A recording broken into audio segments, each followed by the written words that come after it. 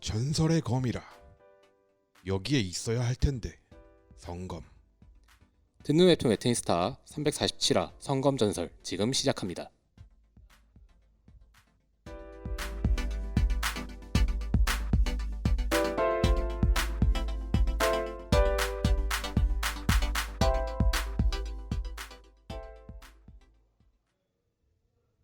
안녕들 하시오. 재민이요. 여기에 뭐 어떻게 맞춰야 돼? 아, 맞추면 되죠. 정우입니다. 재민입니다. 지금 되게 여러분은 안 보이시겠지만 세민님이 로브를 입고 되게 흑마법사처럼 앉아 계시거든요. 현자라고 합시다. 추워서 후드를 뒤집어 썼습니다. 네. 날씨가 약간 낮에 더워서 달궈진 이걸 좀 식히고자 에어컨을 잠깐 틀었는데 네. 그러니까 약간 춥네요. 뭐야 추우면 왜 틀었어? 아, 지금 반팔을 저 혼자 입었어요. 껐다가 필요하면 키겠습니다. 너도 많이 먹어봐. 저는 여름에 고통받는 체질입니다. 아, 오늘 저희 다시 웹툰 리뷰를 하려고 돌아왔죠. 네. 웹툰 리뷰는 저번에도 했죠. 제가 그쵸. 돌아왔죠. 아, 그렇죠. 지난번에 보강이 있는 바람에 피치 못하게 못했는데 오늘 어떤 웹툰 저희가 소개하나요? 오늘 저희가 소개할 웹툰은 성검전설입니다. 성검전설. 사실 성검전설이 이 웹툰 말고 네. 스퀘어 에닉스를 먹여 살렸던 3대 게임 중에 하나로 되게 유명한 게 있어요. 어떤 게 있죠? 시리즈 액션 게임의 탈을 쓴 RPG 게임이 있거든요. 제가 아는 건 딱히 없는데. 스퀘어 에닉스 하면은 파판 정도? 그 되게 옛날 게임이에요. 아, 그래요? 옛날부터 90년대부터 쭉 유명해서 2010년대에 몰락한 게임이 있습니다. 아 몰락해서 모르나 보다. 아, 그런 게임이 있는데 그것도 아마 위키 같은 데 찾아보시면 몰락기라고 나올 거예요, 따로. 슬프네. 네, 되게 인기 있던 시리즈가 있는데 네. 그 시리즈 제목이랑 똑같아요. 아, 그래요? 한자도 똑같아. 성검 전설이야. 오. 성스러운 검의 전설이죠. 뭔가 세인트 스월드, 세인트 소드 레전드. 레전드. 어. 약간 그런 느낌의. 보통 이제 레전드 오브 세인트 소드 이렇게 가는데 세인트 소드 레전드 이러고 있네. 말 그대로죠. 그렇죠. 그런 작품인데 어떤 작품인가요? 성검전설은 최다케 작가님의 첫 번째 연재 작품이고요. 데뷔작. 네, 그렇죠. 23년 8월 21일 날 1화를 시작했습니다. 그리고 현재 매주 화요일 날 업데이트가 되고 있습니다. 화요 웹툰으로 네이버 웹툰에서. 아, 그렇죠. 네이버 웹툰이죠. 네, 연재되고 있고요. 저희 녹음하는 일자를 기준으로 무려 38화, 유료 42화까지 연재되고 있습니다. 네. 네, 그리고 또 이 작품 그냥 연재된 게 아니잖아요. 네, 2022년 지상 최대 공모전 1기에서 우수상을 오. 수상한 작품인데, 그래서 이게 사실 뭔가 세핑 작품이라기 하기에는 세삐. 세삐. 뭔가 여기저기에 이렇게 고개를 많이 들이밀었던 음. 작품이기도 하죠. 맞아요. 작가님 블로그였나? 네, 에도 검색하시면 걸리고요. 아, 맞아요. 그리고 작가님이 2017년인가 어디에 올리셨던 게 검색에 걸려요. 맞아요. 그래서 꽤 오랫동안 준비를 하신 작품이다라고 볼 수 맞아요. 있겠습니다. 맞습니다.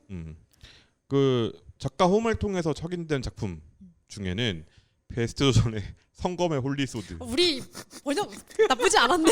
아니 근데 성검의 홀리서드 이거 그거잖아요. 어둠의 닭. 서쪽의 웨스트를 죽음의 향해. 데스. 도전 만화에서는 성검전설이라는 제목으로 연재하신 적이 있고요. 이 작품은 마왕을 쓰러뜨릴 단 하나의 무기인 성검을 잃어버린 용사 존 나르센이 좋은 나르센. 성검을 찾기 위한 여정을 다루고 있습니다. 네, 왜 이렇게 스토리가 짧냐? 그런 작품이에요. 그렇죠. 그게 작품입니다. 다죠. 네. 네, 그렇습니다. 그래서 여기 어떤 사람들이 등장하는지 한번 이야기를 해보죠. 네. 일단은 먼저 처음에 존. 말했던 존 나르센. 존 나르센. 존 나르센. 이거 발음을 나르센이라고 하면 안 되고 나르센이라고 해야 돼. 존 나르센. 아, 존 나르센. 아니야, 존 나르센. 네, 그렇죠. 그렇죠.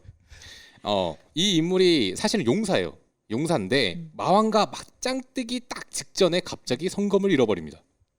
1화 내용이 이제 어떡하지? 보통 용사물에서 약간 클라이맥스인 그 마왕하고 딱 마주치는 드디어 마왕 이놈을 쓰러뜨리기 위해서 내가 왔다 하고 이제 자 용사여 검을 들어라 하는데 이놈을 잡기 위해 평생을 바쳤다라고 해야 되는데 내 검 어딨지? 어디 갔지? 인벤토리 뒤지기. 네, 맞습니다. 근데 이제 이 캐릭터에 대한 설명이 사실 그 작품에 있는 설명란에도 써 있어요. 그러니까 성검을 잃어버린 지 30년 정도가 지났는데 여전히 용사가 이 성검을 찾고 있는 그런 상태입니다. 근데 다만 이 성검을 잃어버려서 찾는 이유가 마왕을 다시 잡는다는 게 아니라 그냥 겁나 쪽팔려서입니다. 네, 그러니까 이게 저희가 왜 이 말씀을 드리냐면 스포가 아니라는 말씀을 드리고 싶어서예요. 성검 전설인데 성검 찾는 게 목적이면 안 되지 않냐? 그래서 성검 전설이에요. 원래 얘가 그렇죠 보통. 잃어버리고 늙었어. 원피스가 왜 제목이 원피스겠어요? 그렇죠. 원피스 찾아봤어. 오, 원피스 제목을 바꿔야 한다. 원피스의 전설로. 그렇습니다. 그래서 30년 동안 찾고 있는데 못 찾았어요. 그렇죠. 쪽팔리잖아, 솔직히. 예. 그래서 사람들은 용사가 무서워서 튀었다 또는 죽었다. 그래서 이제 용사는 세상에 없다. 존 나르센은 이제 세상에 없다라고 생각하고 있다. 그런 세계에서 이제 찾아다니기 시작하는 존 나르센을 맞습니다. 중심으로 얘기가 진행이 되죠. 네. 존 나르센 혼자만 여행 가는 게 아니라 이제 점점 파티원들이 꾸려지기 시작하죠. 그 첫 번째 파티원은 망령왕이 됩니다. 어디까지 망령 농노까지 갔었나요? 어디까지 갔어요? 농노까지 갔었던 것 같아. 근데 농노 밑에는 없잖아요. 이제 그다음에 그냥 노예잖아. 다시 신분 상승할 그 인간이 갈 수 있는 최하층 계급까지 갔다. 아니 왕인데. 그러니까 망령 왕이었다가 이제 일을 못 하니까 망령 영주로 이렇게 전락했다가 점점 네. 점점 떨어지죠.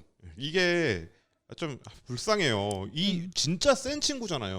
엄청 센 그렇죠. 친구죠. 어떤 친구예요? 일단은 불사이면서 마법을 쓸 수 있는 존재를 판타지 세계에서는 이제 리치라고 하죠. 죽었다가 살아난 사람. 그렇죠. 뭐 와우 하셨던 분들은 켈투자드라는 게 리치고요. 뭐 그런 친구들도 있고요. 그러니까 마법사가 판타지 세계에서 마법사가 마력에 미쳐서 주하인마에 빠진 다음에 악마한테 영혼을 팔거나 이건 버전마다 다릅니다. 네. 아니면 죽었다가 살아나거나 자신을 살리는 불사의 마법을 자신한테 걸거나 이런 류의 금단의 기술을 행했을 때 그 인간의 금기가 깨지면서 불사의 존재이자 거의 무한한 마력을 쓸 수 있는 존재로 그렇죠. 그려집니다. 이런 게 리치인데 언데드 킹이에요. 그런 양반이야. 근데 살아있는 막 용사한텐 죽은 사람들한테는 왕이지 네가. 약간 꼬붕 취급 받고 있는. 그렇죠. 처음부터 동네 북이었고요.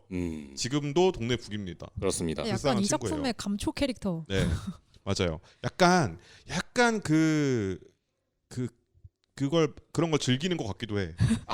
그 변태잖아요, 그거는. 후후후.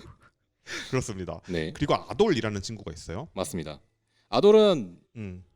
힘스탯을 찍은 용병 마법사에 약간 가깝죠. RPG에서 좀 스탯 잘못 찍었는데 이렇게 한쪽에 몰아서 찍어야 되는데 이렇게 나눠서 찍었잖아요. 그쵸. 근데 둘 다 어떻게 이상하게 둘 다 강해진 이상한 캐릭터. 등장이 그렇게 등장하잖아요. 저 녀석은 마법사.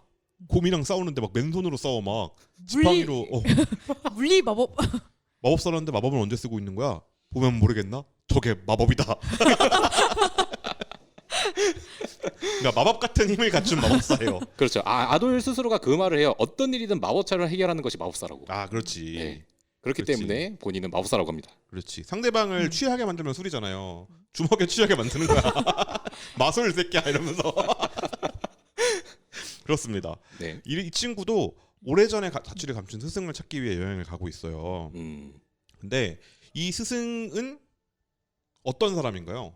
스승은 대현자라고 불리는 존재이면서 동시에 그 존 나르센의 스승입니다.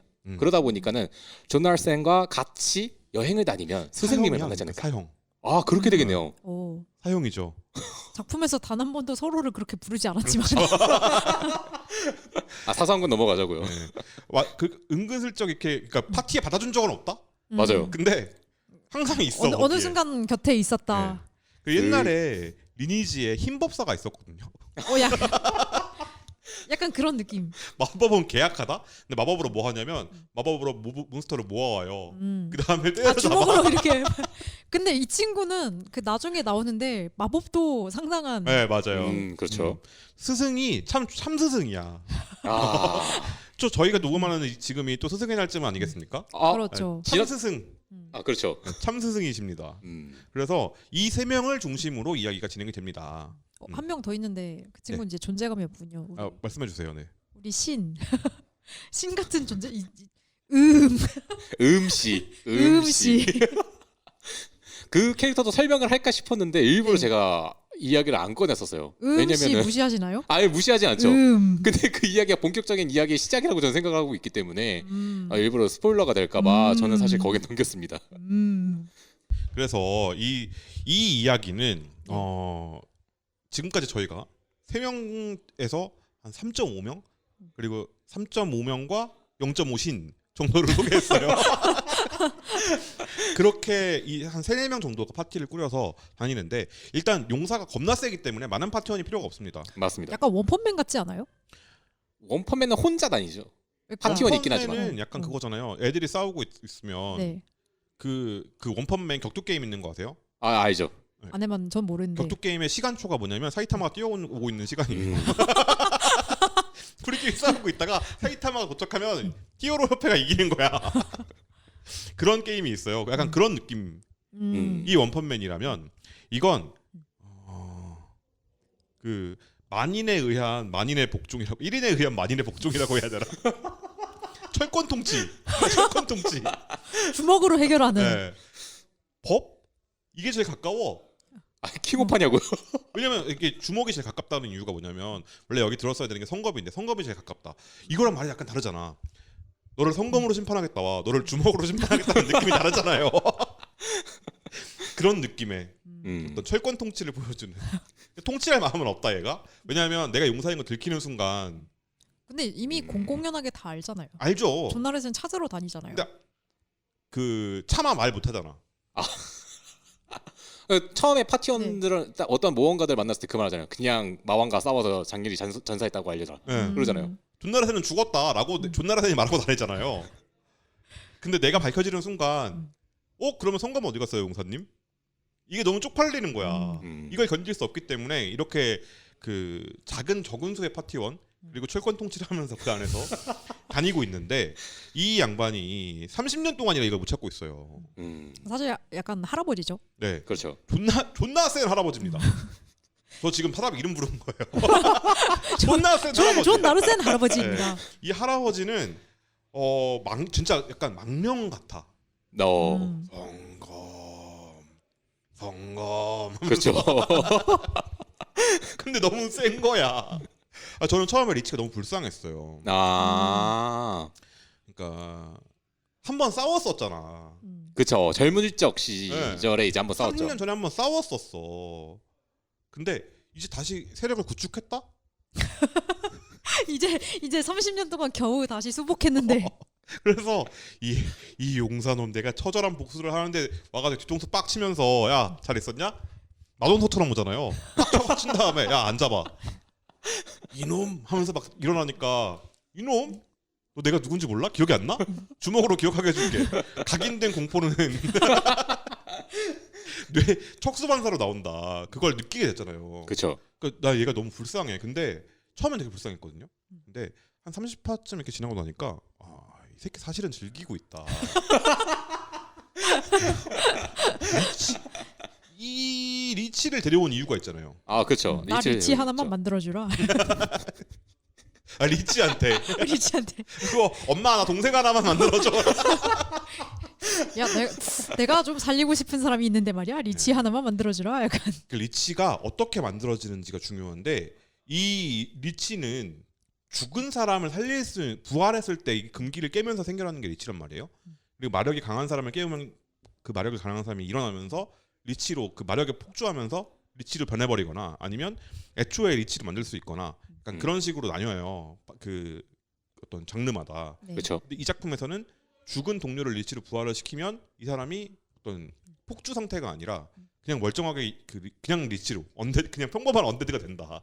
근데 그게 뭔가 그 삶을 다시 준다기보다 약간 이미 그 고요한 평온 속에 잠들어 있는 죽은 사람을 이렇게 억지로 다시 깨우는 그런 머리 느낌의. 잡고 야 나 일어나. 기억나냐?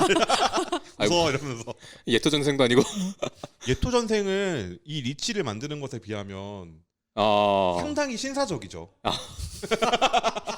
그래서 약간 그 심지어 그 살리려는 대상이 옛날에 동료였던 그렇죠. 친구잖아요. 그래서 사람들이 용사 약간 개쓰레기 아니야? 이러면서 용사이코패스. 수근수근 개쓰레기 아니야?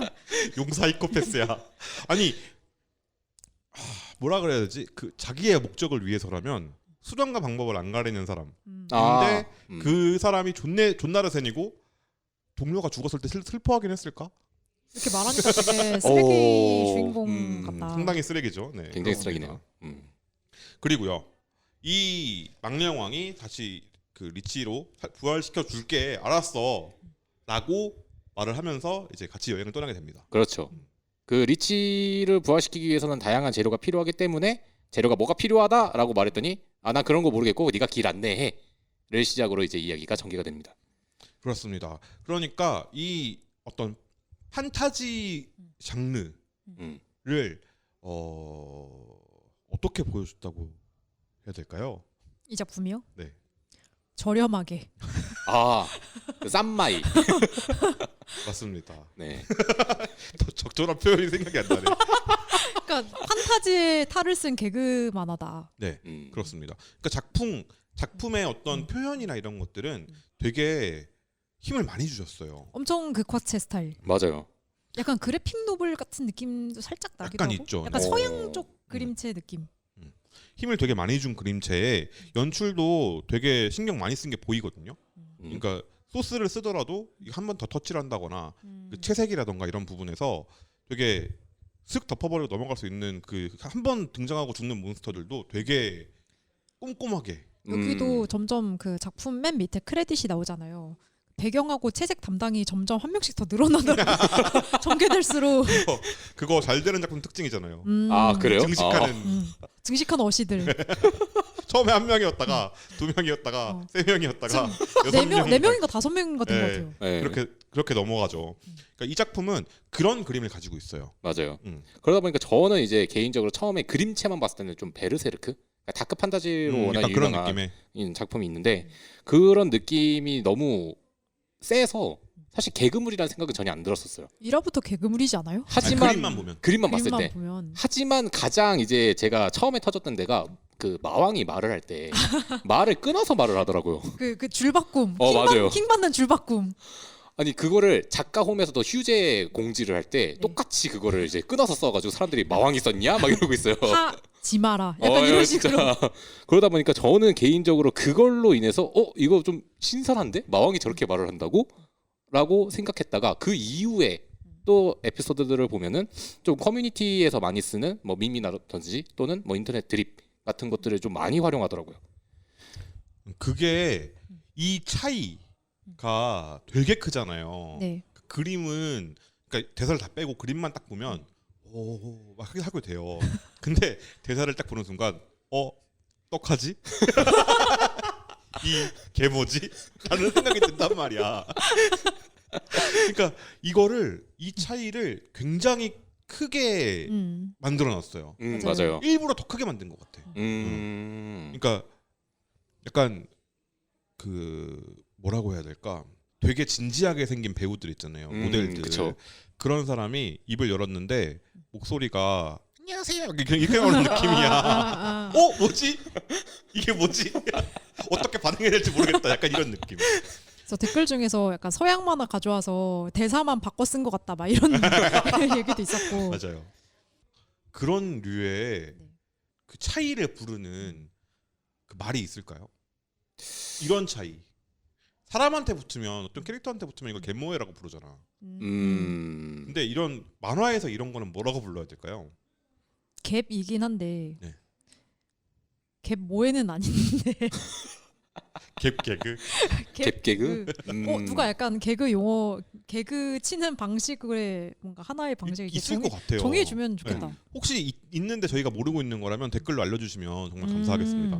왜냐하면 그러니까 분명히 찌꺼기 같은 있을 것처럼 거예요. 이런 류의 말이 있을 것 같아. 이 차이로 만들어내는 그런 게 좀 궁금했습니다. 근데 이게 되게 유구한 개그 방식인 게 저는 보면서 메가톤맨이라는 게 생각이 났거든요. 그게 뭐죠? 저 처음 들어보는데. 메가톤 반은 알아. 그건 저도 알죠. 그럼 옥메가와. 옥메 와까야. 옥메 와까인가? 옥메 까와라니. 죄송합니다. 옥메 와까가 뭐냐면 옥동자 메가톤바 와는 와일드 마요. 까는 까마꾼. 전 이걸 지금 처음 들어요. 이게 네 가지 그 아이스크림 홍보했죠. 아이스크림이에요. 네. 아재 입맛 아이스크림? 이거 그때 당시에는 신식이었어. 왜 이래? 그 옥메 와까 하는 춤도 있다고요. 맞아요. 서우씨가 춘 춤이 되게 유명했어요. 그쵸. 지금 여기랑 나만 무슨 10년 차이 나나? 뭐지? 그렇습니다. 근데 네. 그래서 메가톤 바가 아니라 메가톤 맨은 뭐예요? 제가 사랑하는 만화 조조의 기묘한 모험이지 않습니까? 근데 네. 오늘 조조 얘기를 하려는 건 아니고 음. 이 조조가 87년에 연재를 처음 시작했잖아요. 그래서 좀 됐단 말이에요. 그래서 그 당시에 근데 정발이 2013년에 됐는데 그 전에 해적판이 나왔어요. 87년에 시작했는데 한국 정발이 2013년이라고요? 네. 그래서 그 정발 되기 전까지는 약간 다들 불법으로 보거나 뭐 원서를 사보거나 약간 이렇게 했는데 그때 한국에서 그 불법 해적판이 나왔던 거죠. 근데 그 제목이 메가톤맨이었어요. 해적판 책으로 네. 오. 근데 그 87년. 근데 당시에는 어땠는지 모르겠는데 이게 약간 현대에 와서 인터넷 시대에서 그 당시에 메가톤맨 짤을 가져오면서 약간 지금 시점에서 저쪽 그 당시에 불법 번역판을 보니 대사가 진짜 웃긴 게 많아가지고 약간 그 인터넷상에서 밈이 됐단 말이에요. 그러니까 그 개그가 그러니까 일단 그 80년대에서 90년대 번역됐으니까 그 당시에 좀 약간 예스러운 말투가 있고 그리고 약간 그 해적판에서 되게 멋대로 오역한 것들 예를 들어 자랑스러운 한국인 조조 막 이런 거 뭐죠 그거? 아니, 조조 이러면 조조찬 오늘 너를 죽이러 가겠다 막 이런 여기서 찬은 짱이라는 의미입니다. 그래서 약간 그 개그 그 당시에 쓰인 대사들이 되게 밈이 됐단 말이에요. 내가 밥맛이라면 자네는 꿀맛이란 말인가? 막 이런 것들.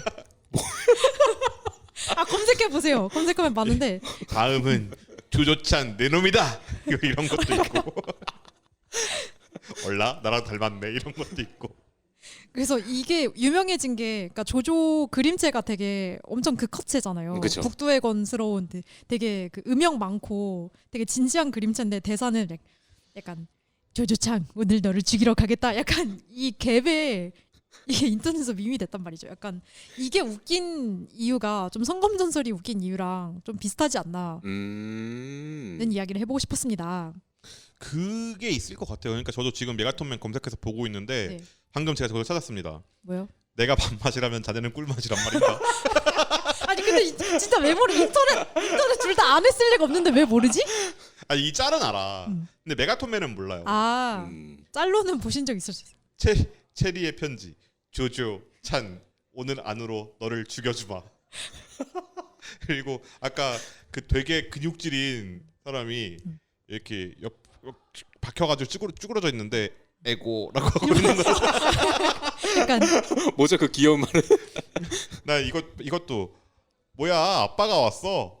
난 여기서 좀 있다가 갈게요. 그 식스팩 드러내놓고 이렇게 옆으로 딱 누워가지고 소파에 들어누는 자세. 들어 누워가지고 뭐야 아빠가 왔어 이러고 있어. 그 아마 유명한 짤 중에 그 정말 미워 하면서 이렇게 울면서 그 디오 때리는 장면. 끼야 잘난 체 좀 그만해라. 이거는 여러분 찾아보십시오. 네. 여러분 이거 짤을 보셔야 이해가 될 것 같아요. 음. 이런 느낌의 개그가 성검전설에 들어가 있다. 그렇죠. 그러니까 진지한 그림체에 그렇지 못한 말투. 그러니까 이게 사람한테 들어가면 딱 갯모인데 아 근데 작품으로 이야기하면 진짜 뭐라 말해야 할지 모르겠네요. 스토리나 서사에서는 뭐라 그래야 할지 모르겠어. 용어 창시하시죠. 용어 창시. 아 이게 재민투네이 두 번째 네. 이유. 제일 먼저 발견한 별에 이름을 붙이듯이 이제 우리가 명명하죠. 아니 이건 내가 발견한 게 아니잖아요. 정우가 발견한 거야. 이거 그냥 이름 먼저 붙이는 사람이 장땡 아니에요? 아 그거 법칙이 있습니다. 그 별 같은 경우에는 네. 세계 천문학 협회가 있어요. 네. 거기에 신고한 순서대로 순서가 주어져요. 우린 어디에 신고해야 되나? 이거 갖기 싫어서. 그렇습니다. 이런 류의 개그가 이 작품을 보는 주요 포인트라고 할 수 있고요. 그러니까 여러분도 보실 때 이 작품을 되게 진지한 판타지라고 그림만 보시고 생각하셨다면 틀렸으니까 그냥 보시면 됩니다. 네, 그냥 맞습니다. 1화만 봐도 아닙니다. 아무것도 중요하지 않고 그냥 1화에서는 그 바이브를 즐기는 게 중요해요. 맞아요. 성검을 잃어버려? 근데 너무 폭력적이야. 지가 잃어버린 건 너잖아 이 새끼야 라고 말하면서 보시면 되겠습니다. 근데 이 용사가 이야기의 중심이잖아요. 네. 근데 보통 우리가 생각하는 판타지에서 용사는 어때요?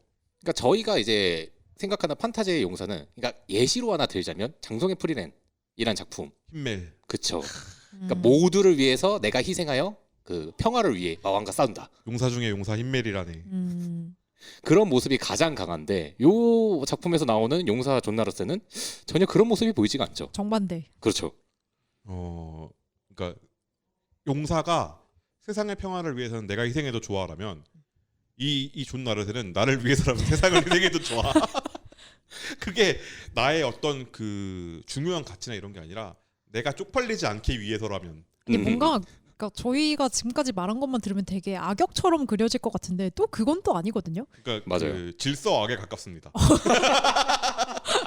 혼돈 악은 또 아니야. 질서악. 그러니까 공평하게 그냥 나쁜 놈. 되게 주인공 되게 침착해요. 근데 그냥 주먹으로 맞아. 존나 때리는. 그것도 되게 중요하네. 그것도 이 갭을 만드는 포인트 중에 하나네요. 주인공은 항상 침착해. 그래서 무다무다 같은 거 하지 않습니다. 오라오라 같은 거 하지 않고요. 그냥 아닙니다. 왜? 조타로도 침착한데라고 말하려고 했는데. 이 친구는 액션에서도 침착하잖아요. 맞아요. 쉽게 흥분하지 않죠. 아 그쵸 막 필살기 대사를 외치질 않죠. 네. 성검 이러지 않죠. 성검이 없으니까.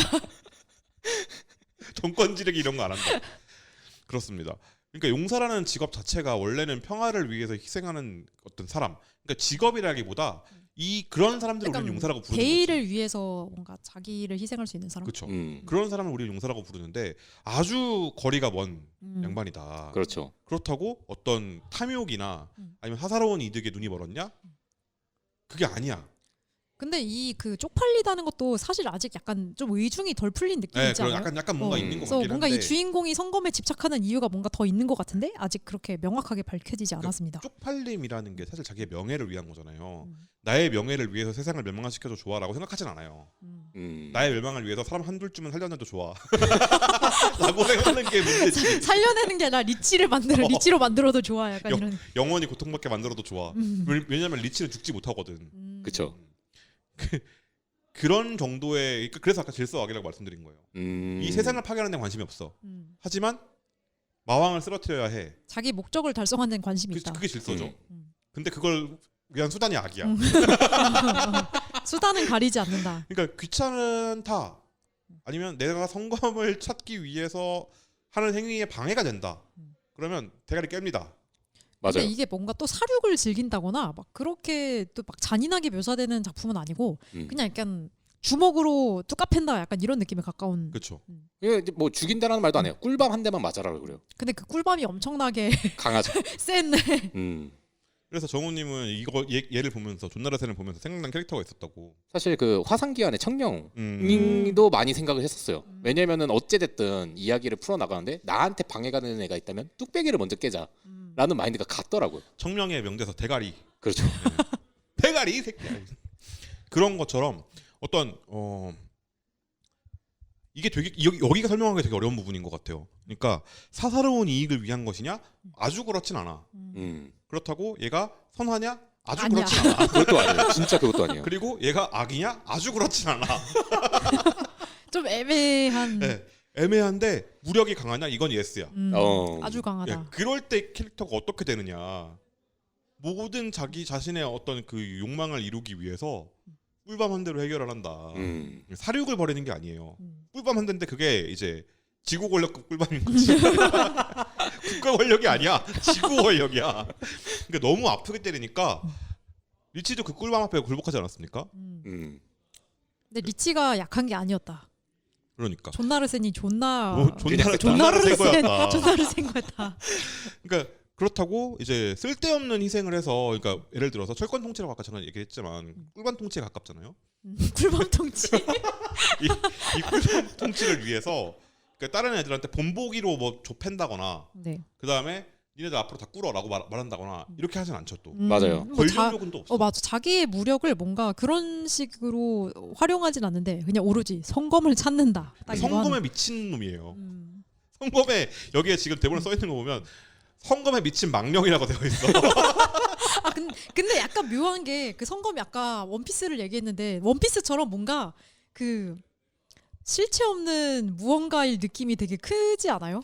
성검은 사실 깨끗한 마음에서 나온다고 합니다. 약간 이런 느낌의 지금까지 네가 여기 동료를 만들면서 여기까지 온 약간 길이, 메커핀 같지 않아요? 뭔가 그 길이 그 점을 이어보면 성검처럼 생겨서 칼처럼 생겼고 그것이 성검이다. 이게 뭐 결말까지 봐야 알 것 같긴 한데 뭔가 지금까지 봤을 때 저의 감으로는 그렇다. 근데 이번에는 그럴 것 같아. 그럴 수 있을 것 같아. 그냥 성검을 찾는 게 중요한 게 아니라 그냥 원래부터 성검을 없었고. 찾아다니는 주인공이 중요한 만화. 원래부터 없었고 성검이라는 것은 마왕한테 사실은 나르신이 졌고 그래서 나르센이 성검만 있었으면 이겼는데라고 생각하다가 30년이 지나서 노망이 나가지고 미쳐버렸고 돈키호테예요? 그러니까 저 풍차가 나쁜 놈이다. 나는 돈키호테 이러면서 뛰어다니는 거야. 뭐. 그런 작품은 아닐 것 같긴 하지만 약간 존 나르센이라는 캐릭터가 종잡을 수가 없기 때문에 약간 저희가 아주 그렇냐? 그건 아니다. 그럼 조금 그렇냐? 그건 아니야. 맞아요. 되게 육각형인데 되게 애매한 육각형을 그리고 있거든요. 약간 그게 육각형이 아니라 약간 별 모양 같은 그 에. 욕망성일 수도 근데 있어요. 이 별이 돌아가고 있어. 가짜야 가짜. 그때 달라요. 그러니까 되게 말은 되게 격하게 하거든요. 맞아요. 그 에피소드 중에 첫 번째로 간 마을이 이제 엘프들의 마을인데 거기서 어떤 한 엘프를 잡고 협박을 합니다. 엘프들한테 야 내가 필요한 물건이 있으니까 갖고 와라고 할 때 안 그러면 죽여버리겠다라는 말까지 꺼냈는데 엘프들은 우리는 협상을 하지 않는다 라면서 공격을 합니다. 그거 약간 이런 느낌이었어. 우리는 테러리스트와 협상하지 않는다. 맞아요. 근데 다들 그 공격을 받을 때 그러면 그냥 죽게 방패를 쓸 수도 있잖아요. 근데 그게 아니라 살립니다. 막지를 않아요. 네 동료가 죽을 뻔했잖아. 정말 그래도 괜찮은 거야? 라면서 또 살리는 모습을 보면은 이게 악인지 근데 선인지. 지나가던 선량한 농부한테 마검 던져서 농부가 크악 하고 마검에 사로잡히게 만들기도 하고. 그거 이제 갖다 팔라고 준 건데. 나한테는 아무런 쓸모가 없으니까. 아 그렇죠. 그 마검에 서려 있는 악령도 사실은 꿀밤 한 대 맞아가지고 그렇게 된 거 아닙니까? 아 무력으로 이제. 지면서 그 생각을 한 거지. 꿀밤 한 대만 때리면 되는데 왜 저러지? 아 그러니까 세상에 자기 중심인 사람일 수도 있다. 그러니까 나르시시스트를 의심해볼 필요가 있다라는 생각이 좀 듭니다. 사실 중간 나르는 어? 존 나르센. 그럴 수 있다. 그래서 성검에 미쳐서 나를 위주로 행동하지만 근데 용사에게 필요한 거 용사로서 지켜야 할 선은 또 넘어가지 않아요. 맞아요. 그게 이 지점에서 진지함과 개그를 넘나들 수 있는 포인트인 것 같아. 존 나르센이 예를 들어서 아예 극단적으로 가서 성검을 찾기 위해서는 아무거나 다 부시고 때려 부수고 죽이고 하는 진짜 악당이었으면 그걸 웃으면 안 되잖아요. 그렇죠. 그리고 너무 진지한 이 세상에서 악을 뿌리 뽑기 위한 용사요, 진정한 용사야. 힘멜 같은 캐릭터야.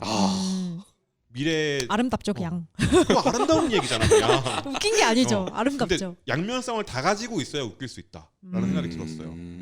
그렇습니다. 그래서 개그에 대한 얘기도 한번 해보죠. 네. 이 작품의 개그는 어떠셨어요? 저는 개인적인 생각이지만은 좀 이 개그를 스토리를 해치지 않는 정도 선에서 맞추는 개그라고 저는 생각을 했었어요.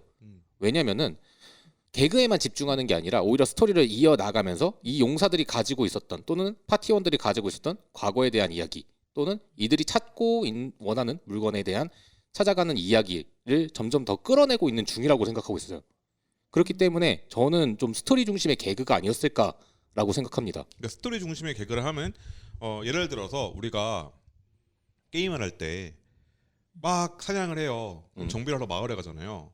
그러면 마을에서는 그 마음을 놓고 쉬게 되죠. 휴식하기를 누르죠. 네. 그런 것처럼 원래는 그 이야기 모험에서 모험 중간이 있고 다음 마을에 가서 휴식하는 에피소드가 있는데 이 휴식하는 에피소드의 역할을 하는 것을 개그로 넣었다.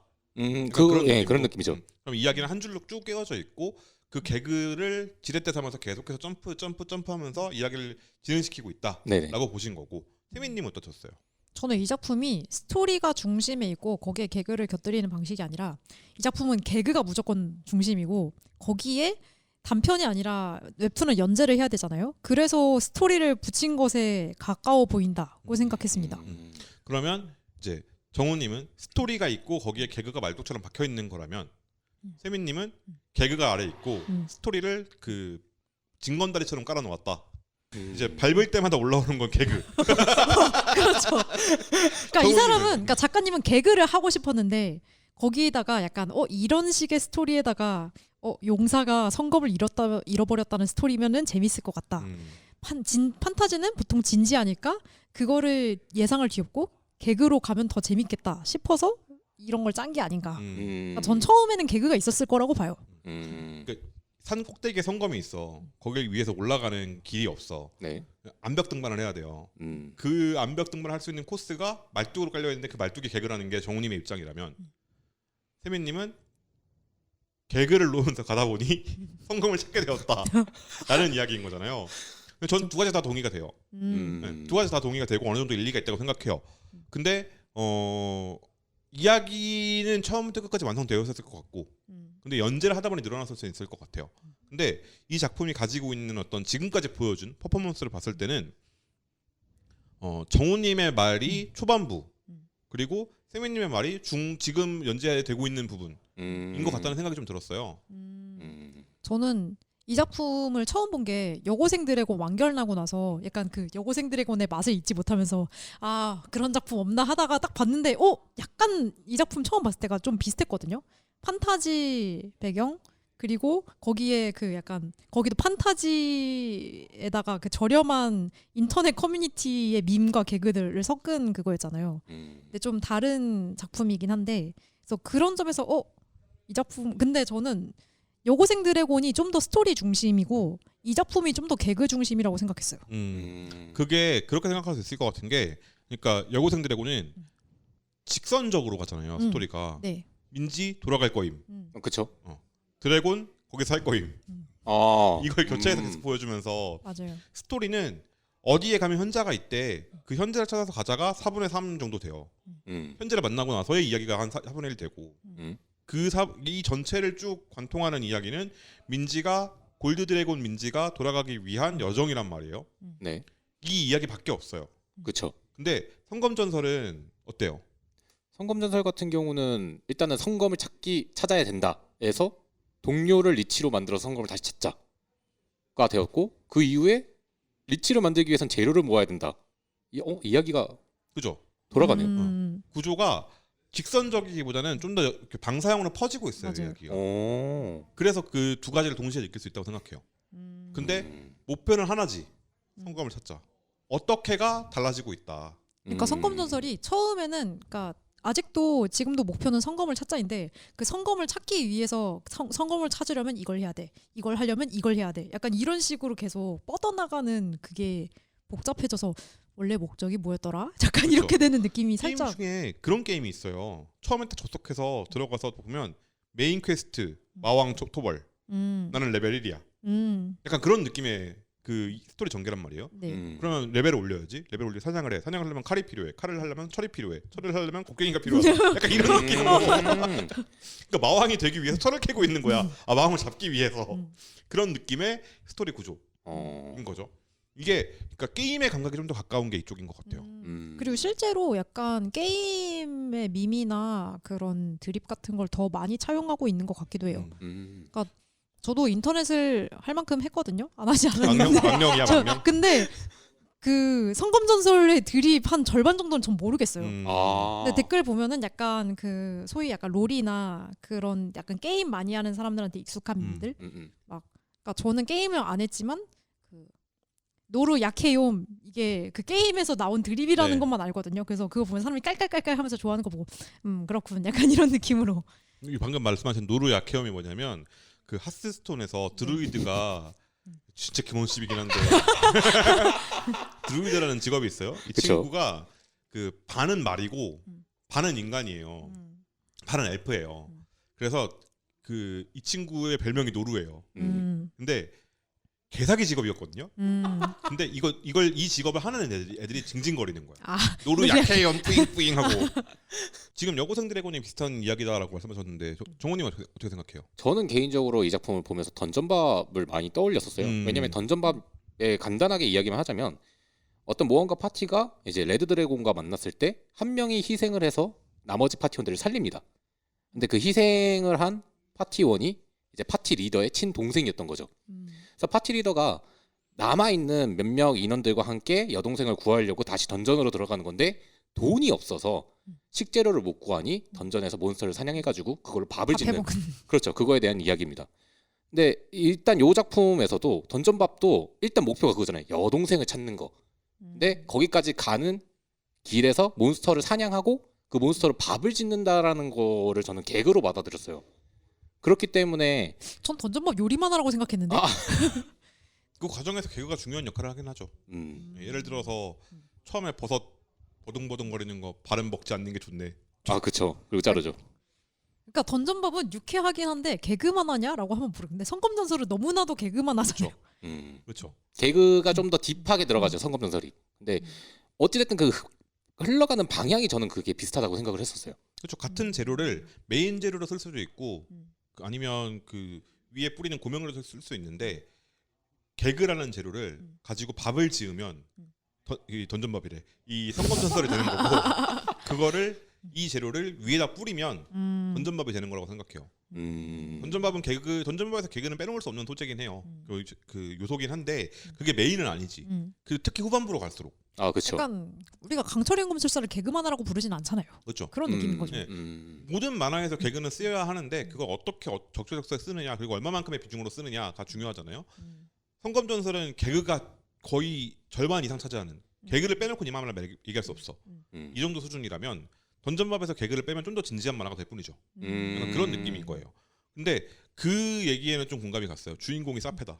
아니 이거는 라이오스를 모욕하는 수준 아니에요? 어떻게 같은 선상에? 하지만 다른 인물들은 라이오스를 기피하는 거예요. 아니 지금 라이오스랑 존나르센이랑 물론 이제 13권, 14권으로 가면 네. 달라요. 라이오스는 사페가 아니에요. 저는 던전밥이 떠오른다는 발상 자체에 완전까지는 전 동의 아니야. 못 하겠거든요. 주인공의 형태만 보면 주인공의 어떤 캐릭터 구조만 보면 이제 머리색 같다고 똑같다는 거 아니겠죠?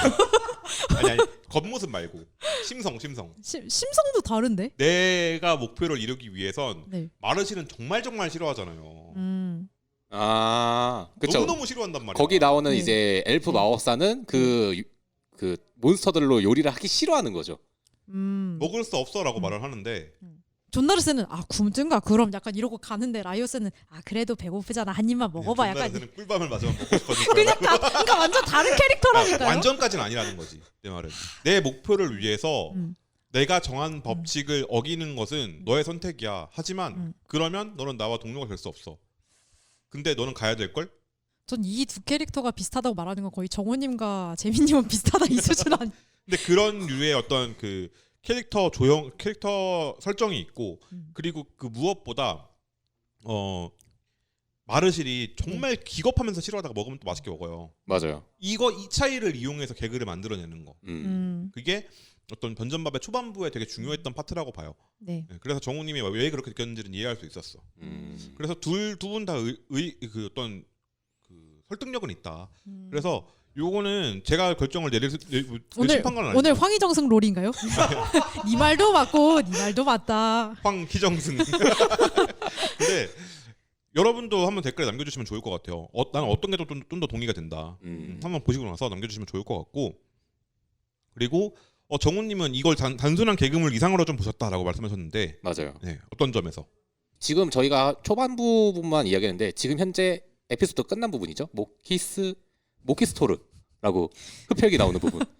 흡혈귀인데 이름이 그쵸. 모스키토르도 모스키토. 아니고 모키스토르야? 근데 저는 이 작품의 약간 개그치는 방식에 대해서도 좀 한번 얘기를 해봤어야 된다고 생각하는데 말장난 개그가 진짜 많아요. 정말 그렇죠. 많죠. 말장난이 이 정도면 프로 레벨이야. 저는 이 작품 해외 연재 힘들다고 봅니다. 해외 연재 힘들죠. 네. 그러면 다시 돌아와서 네. 이 에피소드가 나오는 부분에서 점점 이들의 과거 이야기들을 풀기 시작해요. 그러면서 개그는 치긴 치되 네. 좀 더 스토리를 안으로 끌어오는 형식으로 가다 보니까는 개인적인 생각으로서 그 게임 중에 이제 좀 잘 만든 게임들은 네. 서브 캐스트가 메인 캐스트를 해치지 않는다라고 생각하거든요. 그것처럼 개그가 그렇다고 스토리를 해치진 않아요. 그 이야기들을 서로 그냥 대화하는 부분에서만 개그가 나올 뿐이지 개그가 이야기가 메인이고 힘들잖아요. 스토리가 개그를 해치지 말아야죠. 이건 또 뭔 소리지? 이 작품이 가지는 특징 같은 것들 좀 얘기를 해봤는데 스토리 중심의 개그 중심의 스토리 이 두 가지에 대해서 얘기를 해보면서 전 약간 들었던 생각이 그거였어요. 이 작품이 작가님의 입장에서 어디에 더 중점을 줬을까? 라고 제가 그냥 혼자서 생각을 해봤을 때 발상의 단계에서는 개그였을 것 같아. 이야기 발상의 단계. 근데 그 다음으로 넘어갔을 때는 스토리에 좀 더 집중을 하지 않았을까? 라는 생각이 좀 들었어요. 그러셨겠죠. 근데 그러니까 이거 한 6년 7년 된 작품인데 계속해서 이 작품으로 연재 시도를 하셨을 것 같긴 해요. 그렇죠. 그 발상 단계에서 넘어가는 게 되게 힘든 작업이기 때문에 작가님이 고생 좀 하셨겠다라는 생각이 들었어요. 그러니까 용사한테서 완성형 용사한테서 다 뺏어야 되는 거잖아. 인성도 뺏고, 성품도 뺏고, 친구도 뺏고. 그 다음에 그걸 다시 줘야 되는 이야기예요. 그렇죠. 한 번 가졌던 사람한테 뺏고 줘야 되는 얘기야. 그렇잖아요. 이거 되게 어렵거든요. 그래서 붙여준 친구가 망령왕인가? 친구를 붙여주질 않았지. 엄밀하게 말하면 친구는 아니지. 잠깐 손잡은 비즈니스. 존 나르센한테 가서 망령왕이 네 친구야? 라고 물어보면 뭐라 그럴 것 같아요? 내 꼬붕이지. 걔가 왜 내 친구야?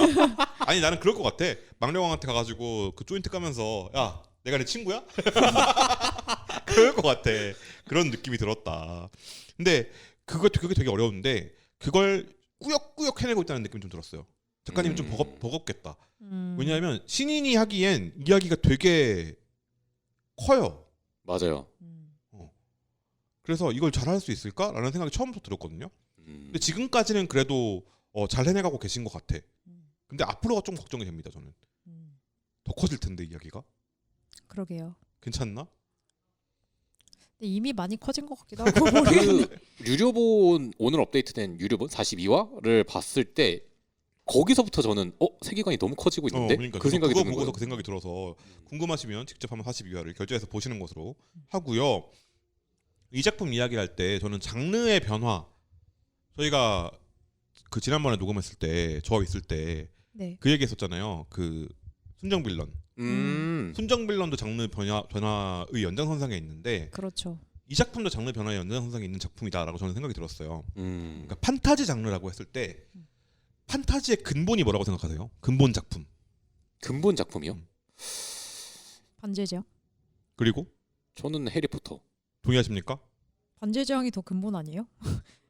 물론 반지의 제왕도 근본이라고 볼 수 있긴 한데 해리포터 역시 마찬가지 아닐까요? 해리포터는 근본이라기보다는 근본은 아니었는데 어쩐 이게 시대적 어쩌고로 근본 같은 취급이 되어버린 약간 이런 느낌 아니에요? 그렇죠. 그러니까 근본적으로 따지고 들어가면 반지의 제왕이 좀 더 근본에 가까워요. 그리고 해리포터는 어반 판타지라고 부르는 장르가 또 있어요. 어반 판타지는 뭐냐면 우리가 살고 있는 도시가 나와요. 일반인들은 몰라.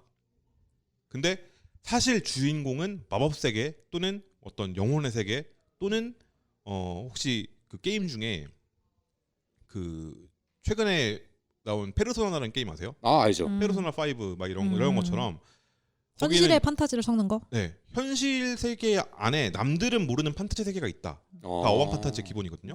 그게 해리포터는 그래서 어반 판타지에 속해요. 그런데 이제 판타지라고 부르던 이 장르 전체의 틀 안에서 근본은 약간 더 반지의 제왕 쪽에 가깝다. 나니아 연대기? 네, 나니아 연대기 또 갑자기 거긴 현실 세계 있네. 있죠. 나니아 연대기는 현실 세계에 들어간다면 더 중요해지지 않거든. 아하. 현실 세계에서 옷장 문 열고 들어간다면 더 중요해지지 않아. 그쵸. 거기는 옷장 문 열고부터가 중요한. 네. 그러니까 그때는 전쟁이라는 현실적인 문제가 있었기 때문에 그리고 그게 되게 옛날이잖아요. 옛날이니까 그 어반 판타지라고 불리기 전 시대라고 보면 약간 그런 류의 작품들이 중요하거든요. 그러니까 한국에는 드래곤 라자 같은 작품이 있습니다. 이런 작품의 특징이 뭐냐면 주인공이 세계를 탐험하면서 평범한 주인공이어야 돼. 반지의 제왕에서 호빗이죠. 네. 그리고 드래곤 라자의 양초 만드는 초쟁이에요. 그리고 해리포터는 그 계단 밑에 살던 해리죠. 해리 포터. 그렇죠. 이 양반들이 다 평범한 사람들이야. 또는 불우한 사람이야.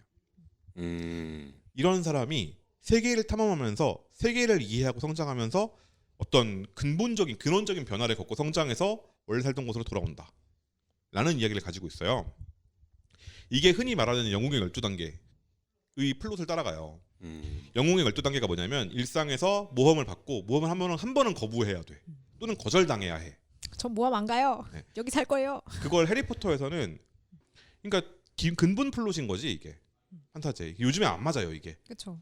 이렇게 하면 요즘 안 팔립니다. 너무 클래식이기 때문에. 네. 그러니까 일상 세계를 보여줘야 되잖아요. 남들은 일상 세계에 관심이 없어요.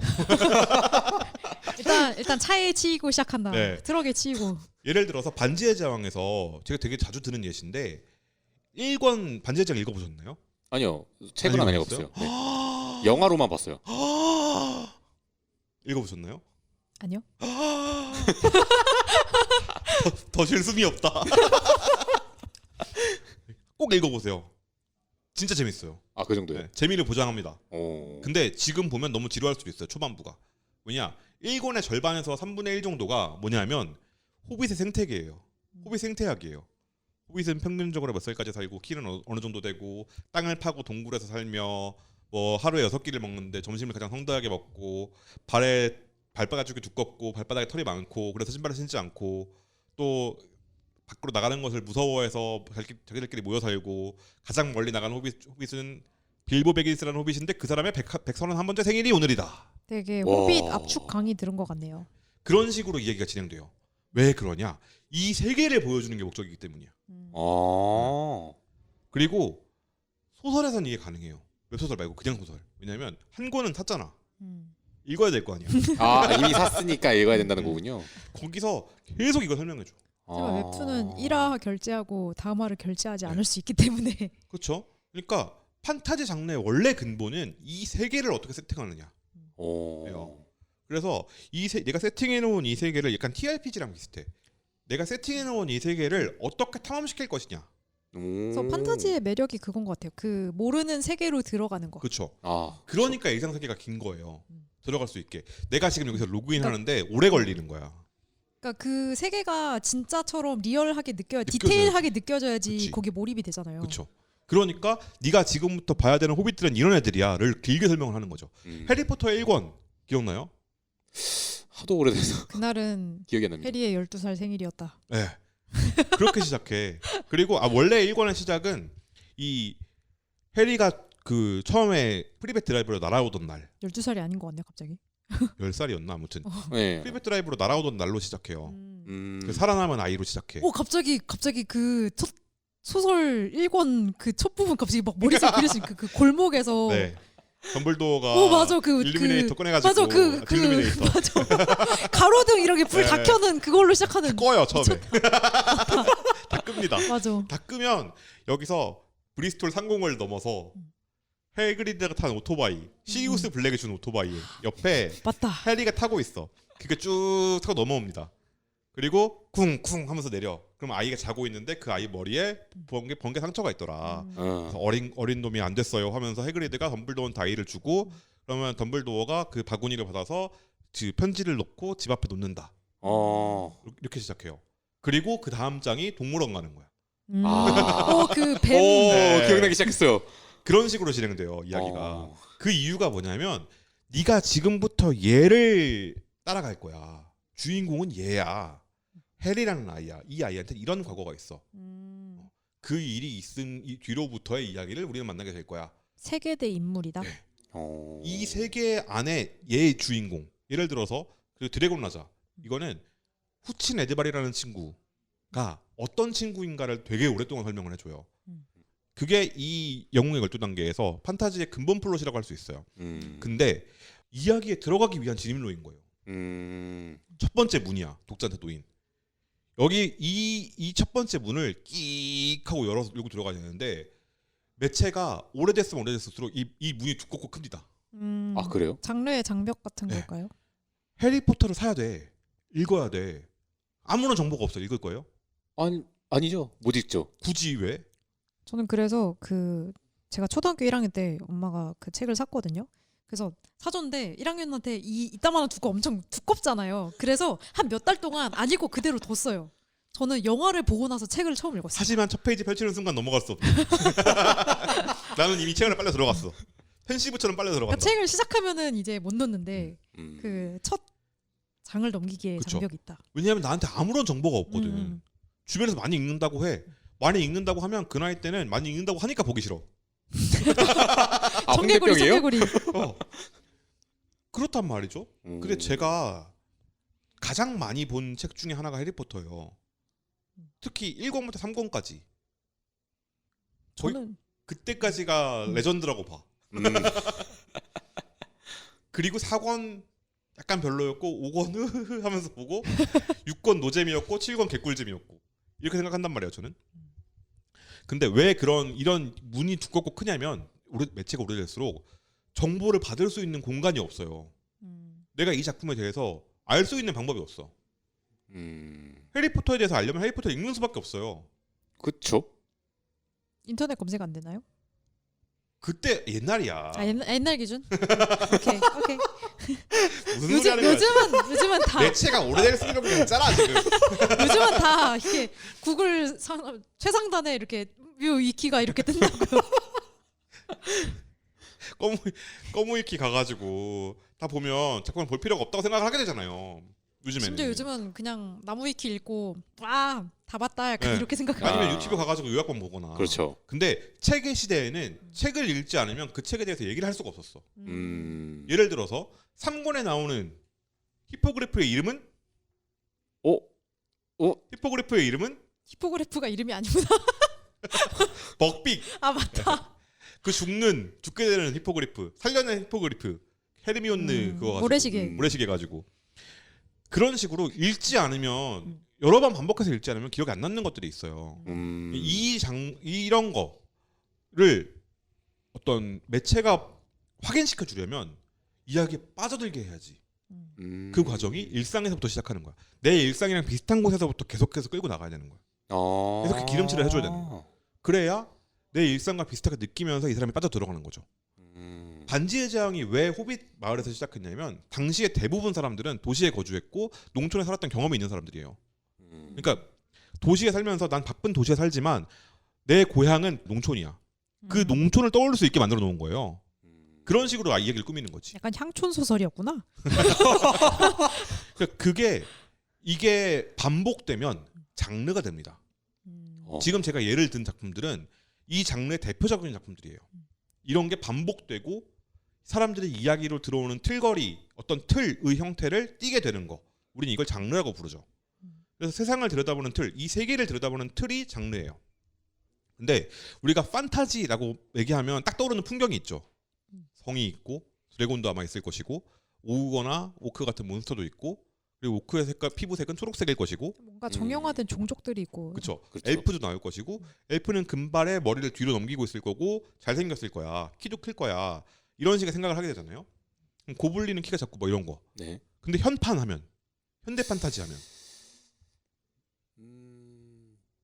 마천루 사이에 이제 뭔가 사람들이 그렇죠? 뭐 판금을 읽기도 하고 또는 뭐 검과 마법을 쓰는. 근데 대신에 이들이 죽여주는 정장을 입고. 다리로군 이런 거. 방금 말한 건 그 창월이었나? 어려웠나? 월야원담 창월야에 나오는 거였나? 그건 기억이 안 네, 나요. 아무튼 그렇습니다. 그런 것들 또 무협하면 일단은 가장 흔하게 생각하시는 게 저희가 이제 무협에서는 화산기한에서의 화산파, 문파들이 있고 981방이 있고 그쵸. 뭐 소림 뭐 이런 것도 있고 그리고 사파와 정파로 나눠지고 사파 정파가 있고 보통 마교가 있을 것이고 네. 일단 일반적인 스토리에서는 정파가 주인공 그리고 마교가 나쁜 놈 그쵸. 사파는 중립인데 나를 돕는다 이런 식의 어떤 틀거리가 있잖아요. 네. 이런 식의 틀을 생각하게 되는 게 이 전체적인 어떤 흐름의 그 장르라는 것을 이해하는 방법이라고 생각하시면 되겠어요. 근데 장르는 반복이 힘이거든요. 네. 비슷한 작품이 많이 나오면 많이 나올수록 그 장르는 인기 장르라는 거예요. 근데 장르에 익숙한 독자들을 불러오는 건 쉬워. 예를 들어서 무협 같은 거. 네. 무협에서 981방에 안 나오는 무협이야. 그러면 무슨 댓글을 받을까요? 이게 무협이냐? 어. 아 진짜요? 이젠 개나 소나 무협 쓰는구만. 와. 이런 댓글 달린다고. 그러니까 이런 규칙을 지키는 건 중요해요. 그만큼. 왜냐하면 이 장르에 익숙한 독자들한테 이건 그 장르입니다라고 알려주는 신호기 때문에. 그 장르마다 그 규칙이 되게 빡빡한 장르가 있고 그 뭔가 되게 넓은 장르들이 있는 것 같아요. 네. 판타지는 가장 넓은 장르에 속해요. 근데 이게 익숙한 독자들을 끌고 들어오기엔 충분해요. 근데 익숙한 독자들만 상대하면 어떻게 돼요? 장벽이 높아지죠. 네, 장벽이 높아지죠. 대표적인 게 한국에서 그렇게 해서 망한 장르가 SF예요. 이거 이전에 방송에서 말씀하셨던 네. 그거네요. 옛날에 SF 팬들이 한국에서 락과 SF가 그렇게 망했어요. 그게 락이냐? 제가 그 시대를 살아왔잖아요. 제가 스타워즈를 아직도 기억나. 스타워즈를 보고 너무너무 재밌어서 스타워즈 같은 SF 추천하려고 하다가 개쌍욕을 먹었어 진짜. 스타워즈가 SF냐 이러고요? 와. 열 몇 살 때. 어린 나이에 얼마나 충격이었겠어요.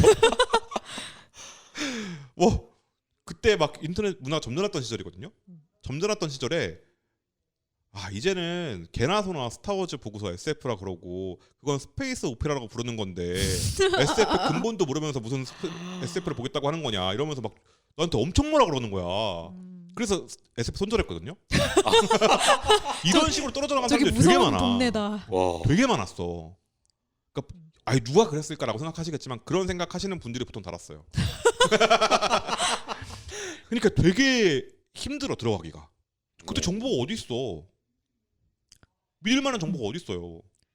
들으니까 약간 락보다 힙합이 요즘 힙합이 약간 그렇죠. 그렇죠. 약간 요즘 개나 소나 다 힙합한다고 나대네 약간 네, 이런 느낌. 약간 그런 느낌으로 가는 게 이 장르에는 위험 신호라는 거예요. 왜냐? 음. 거기서는 그때부터는 축소밖에 안 남아요. 그러니까 우물한 개구리 되는. 네, 근데 그 우물을 내가 좁히고 있는 거야. 내가 진입 장벽 순문장으로 서가지고 이것도 모르면 들어오지 마세요. 라고 말을 하는데 그걸 배울 데가 없다? 근데 그게 약간 딜레마 같아요. 근데 그 뭔가 이 장르의 규칙은 이런 거야라는 걸 확고히 세우지 않으면은 약간 장르 구분이 의미가 없어지는 느낌도 오잖아요. 그쵸. 근데 그 장르 구분이라는 게 처음에는 그랬거든요. 처음에는 장르 구분이 되게 엄격했어요. 근데 지금 와서 보면 장르 구분이 그렇게 엄격할 필요가 있어요? 왜 엄격해야 돼요, 장르 구분이? 구분이라는 게 원래 차이점에 따라서 분류를 하는 거 아니에요? 그러니까 장르의 뜻이 그거거든요. 장르가 구분이라는 뜻이에요. 근데 이 구분이 명문화돼 있어서 예를 들어서 그 규칙을 따라가야지만 그 장르인 건 아니잖아요. 이렇게 구분하자. 그러니까 예를 들어서 우리가 인간한테 영장류라고 꼬리표를 붙였어. 그렇게 해놨어. 근데 인간은 달라. 우리는 영장류가 아니라 뭐 인간류야라고 붙여. 그럼 그래도 되는 거 아니냐고. 근데 약간 이런 거죠. 그러니까 모든 것을 다 SF 장르라고 부를 거면은 그냥 SF라는 말의 의미값이 사라지는 느낌? 학문적으로 엄격해야 돼요. 학문적으로는 당연히 연구해서 이거는 이 장르라고 부르지만 사실 따지고 보면 이 장르가 더 맞다라고 구분해줄 필요는 있어요. 근데 일반적인 언중 대중이 말할 때 구분짓기로 들어가는 이유가 뭐냐? 반복하기 때문이에요. 장르는 내가 반복하는 게 아니고 내가 성공을 하면 이 장르가 성공을 하면 이 작품이 성공을 하면 이거랑 비슷한 작품들이 쫙 나오게 되고 그걸 묶어서 장르라고 부르는 거거든요. 그러니까 이 앞단에 서 있는 작품 있죠. 네. 이 작품의 팬들은 구분을 짓고 싶은 거야. 우리는 좀 다르다를 구분 짓는 거네요. 약간 웹소설 쪽에서 헌터물 이런 장르나 아이돌물 이런 장르. 네. 그게 똑같이 벌어지고 있는 거예요. 근데 거기에 이제 아이돌물 그 초창기에 있었던 성공한 작품의 이 가지고 있는 것들만 근본이고 나머지들은 가짜다라고 부르는 팬들이 나온다면 있다면 그런 사람들이 이 장르를 폭망하게 만드는 주인공들이라는 거지. 이 얘기를 지금 왜 했냐? 장르가 그렇게 반복되기 때문에 흥하는 거거든요. 그렇잖아요. 그렇죠. 스타워즈 딱 하나만 있어. 그러면 흥할 수 있나요? 아니죠. 스타워즈가 성공한 작품이다. 스타워즈가 성공한 작품이지 이 장르가 흥하진 않았잖아. 근데 반복돼서 나온 작품들이 있기 때문에 비슷한 류의 작품들이 있기 때문에 이 장르가 흥했다고 볼 수 있는 거잖아요. 그러니까 이 반복이 제일 중요한데 문제는 반복하면 질려요. 이게 문제야. 그 반응이네요. 또 이거 나왔네. 토끼 공주. 말렙 닥치고 할 거 없네. 네. 콘텐츠 겁나 없네. 이런 사람들이 와가지고 첫 번째로 흥했던 작품을 따라가면서 다 봤던 사람들이 와가지고 이거 똑같으니까 재미없음 하고 다닌다는 거지. 근데 읽어보면 다르거든. 왜냐면 장르라는 틀거리 안에서 변주를 주기 때문에 달라요. 그렇죠. 근데 문제는 이 큰 틀은 변하지 않아. 이 큰 틀은 변하지 않는다는 게 문제예요. 그러니까 밖에서 보기엔 다 똑같아 보이는 거지. 요즘 양산형 어쩌고 네. 이렇게. 그게 되게 많다. 그래서 지루하다라고 느끼게 되는 거예요. 장르는 되게 안전한 틀이에요. 성공 공식이 마련됐고 거기까지 가는 건 똑같잖아. 그렇죠. 여기서 내가 주인공들 어떻게 배치할 것이냐, 어떻게 꾸밀 것이냐, 이야기 플롯은 그대로 따오되 내가 다른 것들만 아이디어는 따오되 다른 것들만 어떻게 배치할 것이냐를 만들어 놓으면 양산하기 쉽다는 장점이 있어요. 근데 양산하기 쉽다는 단점도 있지. 이게 장점이 다 단점인 거야. 그리고 그 안에서 양산되기 시작했을 때 독자들이 느끼는 어떤 그 불만은 그거죠. 또 나왔네 이런 거. 아까 말했던 이게 하나가 있고 원전의 팬들 베꼈네. 이 싸움을 하기 시작하면 이제 그때부터는 이 장르는 성장할 수 없게 됩니다. 왜냐? 싸우고 있는데 안 가잖아요 뉴비들이. 그렇죠. 비슷한 거죠. 그런 것처럼. 그러니까 싸우고 있으면 안 들어간단 말이에요. 그러니까 우리가 그 저번 주에 얘기했던 순정빌런 같은 경우가 이 오늘 소개한 성검전설이 그래요. 뭐가 그렇냐면 이 반복을 피하기 위해서 다른 장르를 앞단에 끌고 왔어요. 판타지라는 장르는 원래 이런 세계를 소개하는 장르였어요. 근데 이렇게 세계를 소개하면 이제 안 팔리니까 뭘 해야 될까? 개그를 앞에다가 빡 박아놓자.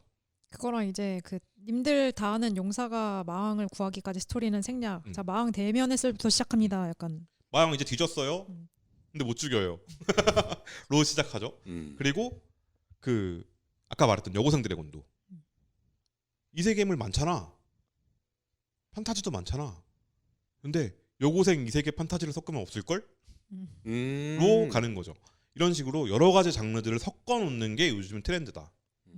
그래서 장르 변형이 굉장히 많이 쓰여요. 반복된 장르들이 한창 많아지던 시절에 이게 나왔어요. 그러니까 요즘 웹툰 다 똑같다라고 말씀하시는 분들 혹시 계시다면 2021년 이후로 그 트렌드가 바뀌고 있다. 좀 헤빙언도 비트는 작품들이 약간 이제 그 비트는 작품들이 하나의 장르를 형성하는 느낌에 도달한 느낌. 그렇죠. 그 판타지에서 이렇게 하는 이유가 뭐냐면 판타지에서는 개그가 많이 쓰이거든요. 이런 식으로. 왜 그러냐면 세계는 건드리지 않고서 서사를 전달하는 방식. 그러니까 독자한테 어떻게 하면 이 관문 첫 번째 관문 어떻게 하면 좀 잘 들여다 보이게 만들까? 더 가볍게 열어볼 수 있게 만들까? 문을 여기 딱 들어갔는데 예를 들어서 그런 거야. 명품 매장이에요. 요즘에 명품 매장 그냥 못 들어가는 거 알아요? 진짜요? 밖에서 웨이팅해야지 들어가는 거? 네. 그런 게 백화점 있어요? 앞에 네. 백화점 안에 있는 명품 매장에 그냥 못 들어가요. 요즘 오픈런 해야 돼요. 네. 아침에. 그리고 오픈런 하는 상품이 없어도 그냥 가면은 거기 앞에 기도가 서 있어. 키 크고 막 이런 사람이 서 있어. 정장 입고. 그다음에 안내를 해줘요. 줄 서서 기다려줘야 된다고. 봤어요. 본 것 같아요. 웹툰이 그러면 돼요? 그러면 안 되죠. 웹툰은 그러려고 만든 게 아니잖아요. 들어가는데 대기 인수 58,000명 뜨면 A씨가 안 보고 다른 거 보지 이러잖아. 아 갑자기 티켓팅에 대한 그 트라우마가. 웹툰은 모두한테 보여주기 위한 더 많은 사람들이 보면 좋은 컨텐츠란 말이에요. 그러니까 경쟁이 생기고 그랬을 때 사람들이 들어와서 쉽게 볼 수 있게 만들어주는 게 중요해요. 쉽게 볼 수 있게 만들려면 어떻게 해야 돼? 장벽을 낮춰야죠. 처음부터 무게 잡고 앉아가지고 섞기. 뭘 섞어요? 아는 맛. 그렇지. 깜짝이야. 뭐라고 들었어요? 잘못 들어가지고. 뭐라고 들었어요? 까는 맛 섞이라고 들어가지고 까는 맛이 뭐지? 네, 아는 맛을 섞어줘야지. 근데 아는 것 중에 제일 보편적으로 알 수 있는 게 뭐냐? 웃기는 거지. 개그는 까다롭지만 웃긴다는 감정은 모두에게 보편적으로 있잖아요. 그래서 개그를 섞어주는 게 제일 보편적으로 할 수 있다라는 거죠. 그래서 작품의 분위기도 더 가볍게 만들 수 있고.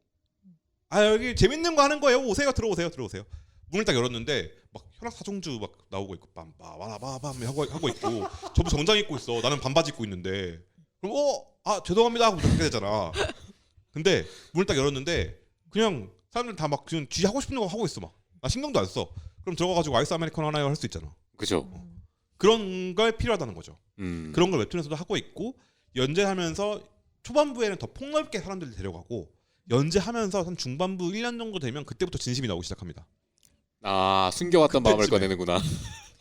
그래서 많은 개그물들이 이제 중후반부 넘어가면 진지해지는. 네. 원래 그랬어요. 근데 판타지 장르는 원래는 많이 그렇진 않았거든요.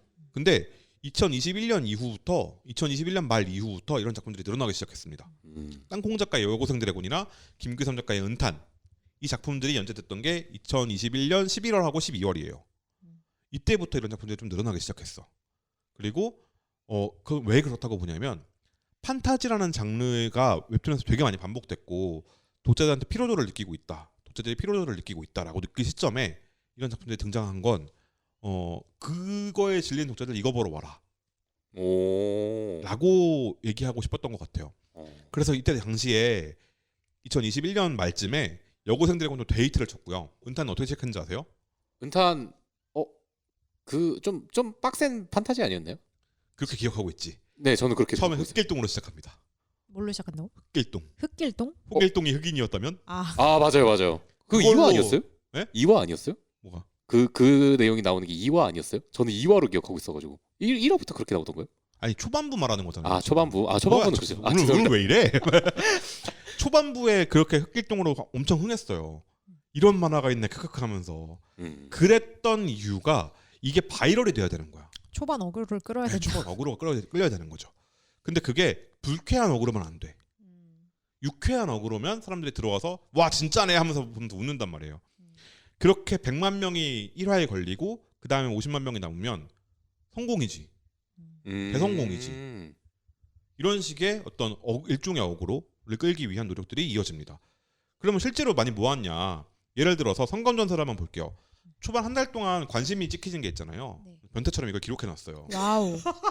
성검전설의 초반 한 달 동안 모은 관심 숫자가 34,500건이에요. 와. 이 수동 기록이에요? 제가 직접 캡처한 거 사주 지났을 때. 야. 그거 뭐야 그 뭐라 그러죠? 한 달 지나면 네. 그 4주 지나면 네. 그 신작 프로모션 빠지잖아요. 그쵸. 그 이후 그때까지 기록해 놓은 거예요. 34,500건이에요. 연재 9개월치를 맞는 녹음일 기준으로 관심 수가 78,799입니다. 한 분 가서 찍으셨으면 78,800이에요 지금. 전체 관심 수의 40%가 연재 초반 한 달 만에 찍혔어요. 대단하죠. 그러면 이거는 모수가 하나밖에 없지 않냐? 대부분 다 원래 40%가 초반에 찍히고 나머지는 천천히 찍히는 거 아니냐라고 하실 수도 있을까봐 다른 작품들 제가 가지고 있는 작품들을 좀 가져와 봤어요. 비슷한 시기 같은 주에 연재를 시작한 펜홀더 초반 한 달 관심 수가 15,095건이었어요. 후반 어그로가 덜 끌렸죠. 한 2만 건 덜 박혔어요. 근데 현재 마음 숫자는 64,395. 꽤 비슷하게 올라왔네요. 네. 한 달 동안에 모인 거는 4주 동안 모인 것은 23.44%예요. 그러니까 40%랑은 좀 차이가 있죠. 그리고 비슷한 시기에 연재를 시작해서 38화 완결된 작품이 있어요. 네. 맛집이라는 작품이 있는데 아. 이 작품은 27,680건에 찍혔습니다. 한 달 동안. 그리고 완결됐을 때 지난주에 완결이 됐는데 저희 녹음일 기준으로 완결 당시 10만 4,884 전체의 26.39%예요. 그러니까 초반부에 독자를 끌어들이는 비율은 성검전설이 압도적으로 높아요. 다른 작품들은 한 20에서 25 이 네. 정도인데 성검전설은 한 40% 찍혔다. 그렇죠. 그러니까 초반부에 사람들을 많이 모으기 위한 전략이 통했다라고 볼 수 있는 거죠. 네. 그리고 이걸 좋게 해석하면 그렇고 나쁘게 해석하면 초반부보다 후반부가 재미없다. 일 수도 있는 거야. 그래서 이 데이터만으로는 알 수 없고 내가 직접 봐야 돼요. 그렇죠.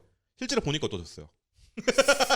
솔직한 심정으로 솔직 말씀해 발언해도 주시죠. 되나요? 네네네. 초반부가 훨씬 약간 재밌다고 느낀 정도는 초반부가 훨씬 더 음. 컸던 것 같아요. 이게 개그를 썼을 때의 함정이에요. 개그를 썼을 때 사람들은 개그를 기대하고 들어온단 말이야. 근데 한 3개월, 4개월, 5개월 지날수록 본심이 드러나기 시작하잖아요. 그러면 사람들이 나는 개그 기대하고 약간 왔는데 개그폼 떨어졌네. 약간 이런 느낌. 그러니까 그래서 저는 정우님 말씀에도 아까 동의가 된다고 말씀드렸던 거예요. 이 작품은 스토리가 중요하다고 작가는 생각하고 있을 것이다.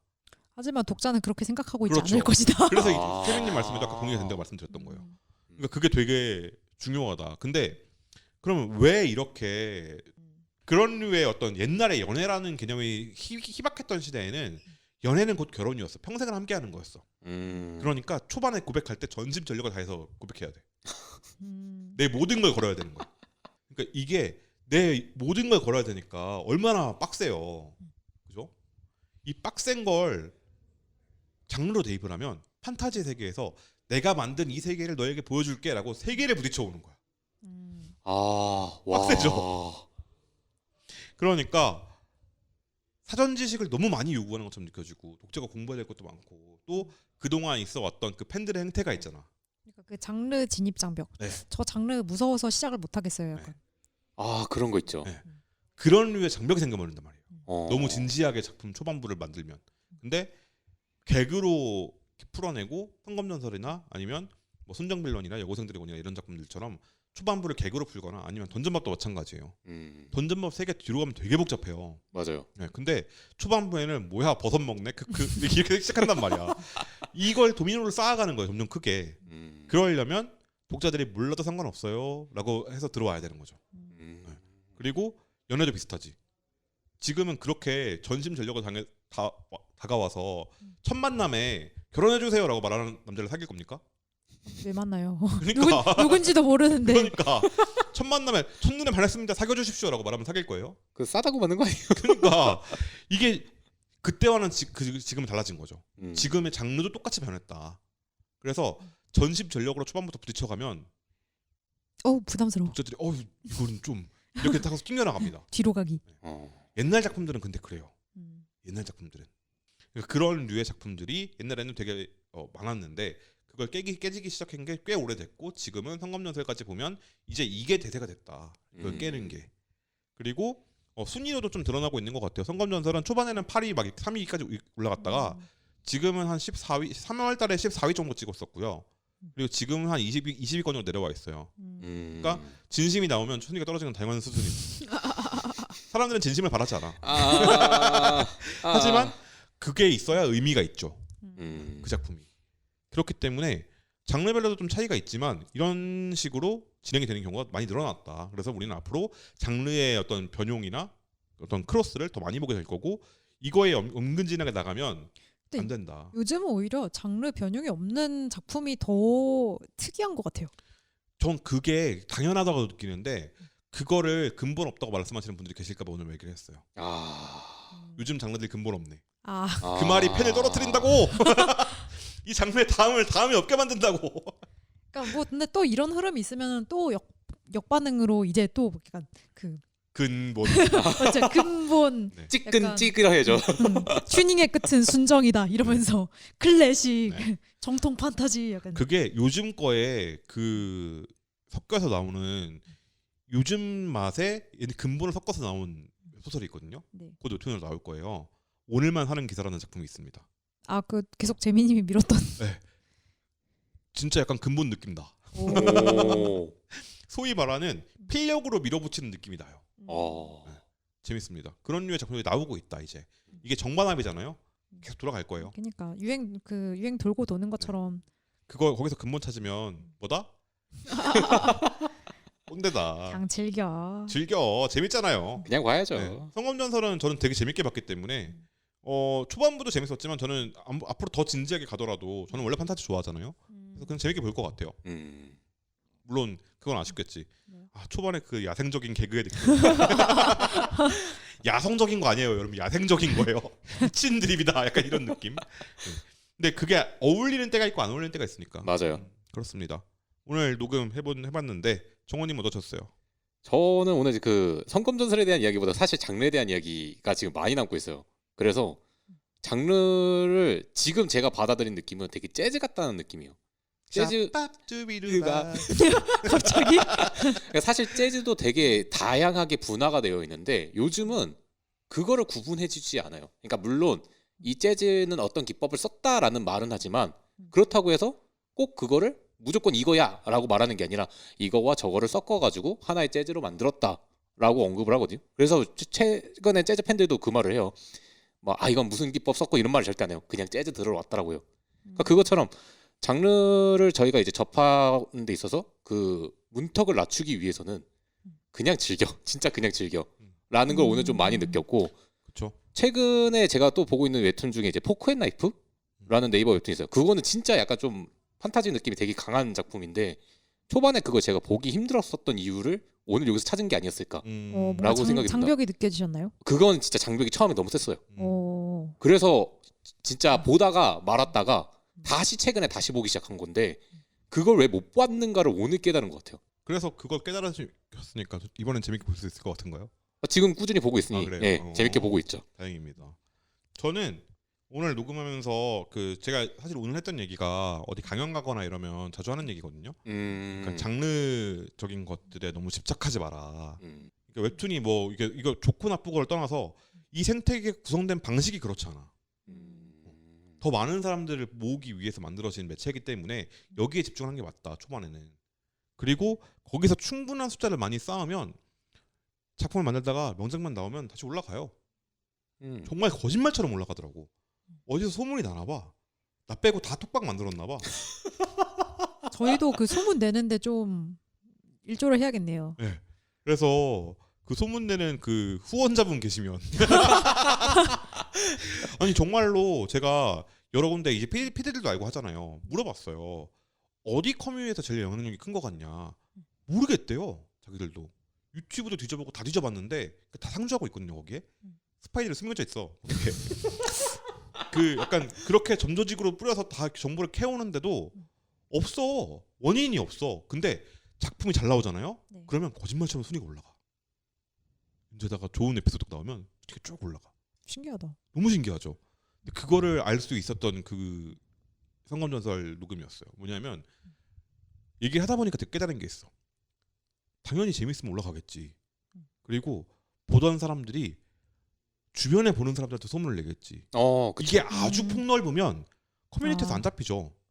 아 진짜 현실 바이럴이네요. 5만 명, 10만 명 단위가 아니라. 근데 웹툰은 그럴만한 게 실제로 현실에서 사람들이 많이 보기 때문에. 네. 그러니까. 음. 오늘 나온 그 자료인데 네. 전 한국인이 쓰는 앱 순위 있잖아요. 네. 그 순위 데이터가 나왔어요. 오. 1위는 당연히 유튜브예요. 음. 아예 그냥 레벨이 달라요. 유튜브는. 그건 이게 시간 분으로 나오거든요. 근데 평균 사용 시간 총 사용 시간 분수로 나오는데 거기서 정말 놀라웠던 것 중에 하나가 2위는 카카오톡이에요. 이건 뭐 당연하죠. 유튜브 카카오톡은 이해할 수 있어. 3위가 뭔지 아세요? 설마 네이버 웹툰이에요? 아니요. 그럴 리가 없지. 그럼요. 3위는 인스타그램이에요. 어. 근데 인스타그램이 이번에 처음 3위였거든요. 진짜요? 그게 의외다. 근데 3위가 인스타그램이고 4위가 네이버예요. 원래 3위였어. 아 어. 네이버. 네, 네이버. 그리고 그 다음이 틱톡이에요. 4위까지가 다 200억 그냥 분이 넘어요. 거대 플랫폼들이네요. 그죠? 4위까지가 200억 분이 넘고 틱톡은 60억 분이에요. 그러니까 차이가 많이 나요. 그 다음이 틱톡보다 그 다음이 네이버 웹툰이에요. 오. 그 6등이야. 한국인이 많이 쓰는 탑 10에 넣으면 6위가 네이버 웹툰이야. 이것은 상당한 걸? 이것은 흥미롭죠? 그러니까 이게 되게 저는 그 정도로 많이 본다고 싶은 거예요. 진짜 많이 보는 거잖아. 웹툰 한 번 보는데 몇 분이나 걸린다고. 이걸 쌓아가지고 몇억 분이냐면 49억 분이에요. 와. 하나 보는데 5분이라고 잡고 이것도 길잖아요. 5분 엄청 길죠. 엄청 길잖아요. 그럼 몇 회를 봐야 되는 거야. 그죠? 진짜 많이 보고 있으니까 주변에 형한테 동생한테 카톡방에서 톡방에 이렇게 공유되는 것들이 순위를 끌어올리는 것 같다. 아 근데 지금 이 이야기 듣고 제가 떠올린 게 하나가 있는데 제 친구가 갑자기 저한테 같이 여행을 가는 중에 네. 내가 최근에 지하철에서 옆에 어떤 사람이 재밌게 웹툰을 보던데 막 돈가방으로 사람을 때리더라? 네이버 웹툰인 것 같은데 어느 웹툰이야? 라고 물어보는 거예요.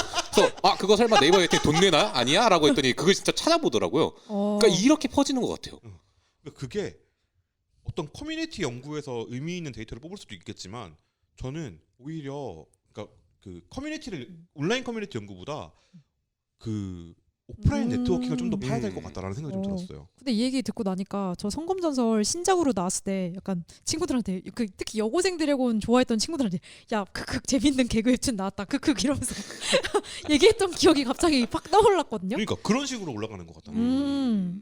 오 이거 누가 연구해주면 좋겠다. 이거 어떻게 연구해? 화이팅. 친구가 매우 많은 사람이 연구를 해야 될 거잖아. 근데 연구자들은 친구가 없어요.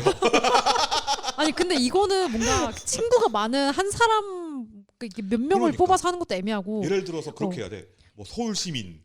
그러니까 그 한 친구 카톡으로 한 친구 두세 명한테 전하는 사람을 막 수백 명이 있어야지 이런 결과가 나오는 거잖아요. 그러니까 사실 그치. 엄청 인플루언서 한 명이 이렇게 뿌린다기보다 그냥 이렇게 자기 지인들 아주 맞아요. 좁은 범위 그게 핵심이야. 곱하기 엄청나게 많이 보는 독자들 수 이거인 맞아요. 거잖아요. 재작 3년 전인가 엑소 백현 씨가 네. 웹툰 본다고 웹툰 추천하는 게 릴스에 올라온 적이 있었어요. 네. 그거 조회수가 되게 많이 나왔거든요. 엑소 백현이 나왔잖아. 근데 그때 그 작품의 순위는 올라가지 않았어. 아 그래요? 내가 좋아하는 사람이 추천한다고 해서 내 취향이 안 맞으면 안 보는 거야. 아. 백현이 취향인 사람이 백현의 취향을 따라가진 않잖아요. 근데 그 책은 좀 다른 게 다르죠. 아이돌 누구 누구가 읽은 책 하면은 장원혁이 읽은 노너. 그러니까 장원영이 읽은 노너 하면은 예스24 바로 딱 들어가 메인에 팍 띄워준단 말이죠. 그러게요. 네. 약간 달라 그게. 신기하지 않아요? 철저하게 취향 기반이라서 그런 것 같아. 오늘 이렇게 그런가? 다른 걸 달랐잖아요. 둘이 네. 그 정우랑 세민님이랑 반응이 달랐잖아요. 네. 이걸 제가 일부러 좀 더 부추긴 것도 네. 철저하게 취향 기반으로 웹툰이 소비되기 때문이에요. 음. 다르게 해석할 수 있어. 근데 저는 제가 요즘 좋아하는 밴드가 있는데요. 그 누가 막 갑자기 웹툰 추천한다 하면은 저는 취향이 안 맞아도 무조건 일단 보긴 할 것 같은데. 그럼 들어가서 초반부는 보겠죠. 꾸준히 팔로우업을 하진 않을 네. 것이다. 순위를 올리는 건 꾸준히 본 사람들 끝까지 그 짧은 시간 내에 많이 본 사람들의 순위를 올리거든요. 짧은 시간 내에 많이 본 건 정주행하는 거 아니에요? 네, 그러니까 정주행을 하실 거냐고. 하겠죠, 한 번은. 정말 개 취향이 아니야. 또 얘는 이 작품의 어떤 점이 좋다고 생각해서 추천했을까 이러면서 머리 쥐어짜면서 보겠죠. 참교육이야. 와 빡세다. 끝까지 보실 거예요? 그건 이제 그러면 이제 그 대상을 좋아하는 것을 고려해봐야 할 수 있긴 각국 하지만 웹툰. 한 번은 보겠다. 어, 네, 그러니까 한 번은 보는 거잖아요. 네. 그러니까 1화 보통 사람들은 그렇다 그러면 1화 정도 들었다가 아니면 나가요. 이게 근데 친구가 추천하면 다르잖아. 그렇죠. 친구가 추천하면 한 3화 정도는 더 본단 말이야. 맞아요. 일단 이쯤 되면 그 재밌는 거 나오겠지 저는 이러면서. 덕질하면은 연예인이 추천이 더 셀 것 같긴 한데. 근데 그러니까 연예인 추천이 생각보다 먹히지 않더라. 음. 그 이유가 여기에 있는 것 같다. 음. 그러니까 내 취향을 아는 사람이 추천해 주는 게 중요한 것 같다. 아 그건 중요하죠. 네. 친구가 친구가 아니라 나랑 당연하지. 취향이 비슷한 친구여야 그런 걸 한다. 친구라고 불러요. 아니 친구여도 취향이 다를 수 있잖아요. 친구가 웹툰 친구밖에 없어? 네, 뭐 그, 그래요. 아무튼 그래서 그런 생각이 많이 들어서 앞으로 좀 연구를 해볼 때 방향성을 좀 어떻게 잡아야 되지라는 생각이 좀 들었어요. 예를 들어서 여기서 네. 처음에 그것부터 할 수 있겠죠. 누가 추천해주면 볼 거냐. SW에서 저희가 리서치를 한다고 했을 때 네. 멘토가 추천해준 작품, 친구가 추천해준 작품 똑같은 작품을 추천했을 때 누가 보는 확률이 더 높은가? 친구의 가능성이 더 높지 않을까요? 훨씬 높을 것 같아. 근데 저는 그 친구가 나랑 그 평소에 취향이 얼마나 비슷했냐가 중요할 것 같아요. 그냥 친구 안 됨. 확실해. 그렇죠. 네. 그리고 그 친구가 나를 얼마나 아느냐, 안다고 생각하는 애도 중요할 것 같고 당연하죠. 그러니까 친구의 레벨을 매겨야지. 그러니까 그 연구를 나랑 위해서. 그게 나랑 친밀한 정도의 문제가 아니라 그렇죠. 나랑 취향의 유사성이 문제예요. 그러니까 그때 딱 추천받고 봐야지라고 마음을 먹었다. 그러면 이제 설문지를 내미는 거야. 그러니까 그 왓챠피디아에 해가 돌려가지고 친구는 몇 등급입니까? 얘랑 나랑 그 아. 취향 얼마나 그거 되게 비슷하지 그 중요해요. 퍼센티지 막 이렇게 했을 때 몇 퍼센트 이상만 이렇게. 그런 류의 어떤 연구도 필요하겠다 앞으로. 그래서 그 고민을 좀 했습니다. 네. 세민님은 오늘 어떠셨습니까? 저 그냥 넘어가면 안 돼요? 그래요. 시간 존나 끌어줬더니 아유 씨. 이걸로 얘기했다. 네. 그러면 앞에 한 30분 날려달라고 다비님한테 얘기를 해야겠네. 좋습니다. 저희 성검전설 리뷰를 마쳤고요.